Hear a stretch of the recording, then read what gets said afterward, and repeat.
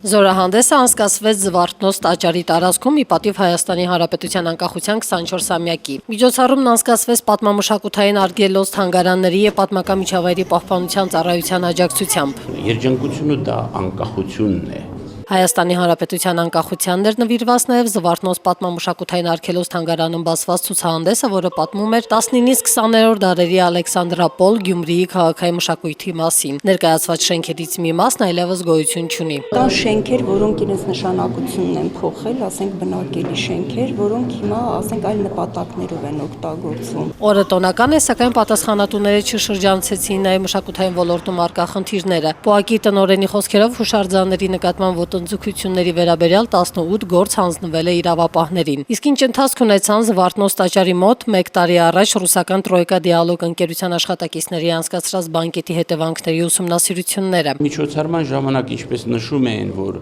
խաթարվել է, չգիտեմ, հուշարձանը, Պարիսպ եւ այլն, ասեմ, որ նաև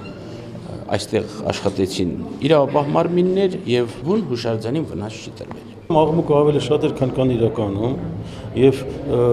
նաեւ գտնում եմ, որ որոշ մարդիկ փորձում էին այդ աղմուկի տակ սեփական ձկները որսալ։ Տաճարի մոտ բանկետն անցկացնելու համար այդ ընկերությունը մշակույթի նախարարությանը վճարել էր 700,000 դրամ։ Պատասխանատուների վստահեցմամբ նախարարի հրամանով նման բանկետների անցկացումը այլևս արգելվել է։